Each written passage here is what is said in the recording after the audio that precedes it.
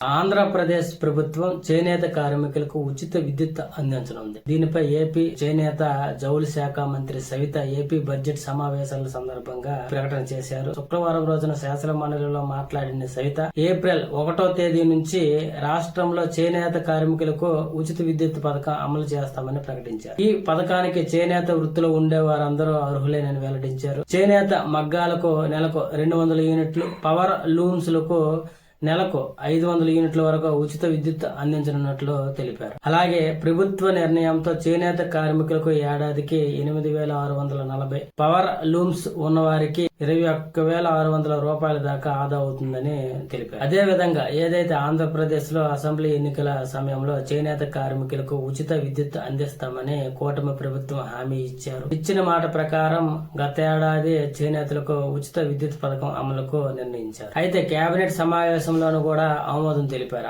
అనంతరం లబ్ధిదారులను ఎంపిక, విధి విధానాలను తయారు ప్రక్రియ ప్రారంభించారు. వచ్చే ఏప్రిల్ 1వ తేదీ నుంచి చేనేత కార్మికులకు ఉచిత విద్యుత్ అందించనున్నారు. అయితే మొత్తం మీద ఆంధ్రప్రదేశ్ లో సుమారు 93,000 మంది కుటుంబాలు చేనేత మగ్గాలపై ఆధారపడి జీవిస్తున్నాయి. మరమగ్గాలు ఉన్న కుటుంబాలు 10,534 వరకు ఉన్నాయి. అలాగే మొత్తంగా 1,03,534 కుటుంబాలు ఉచిత విద్యుత్ పథకం అమలుతో లబ్ధి పొందనున్నారు.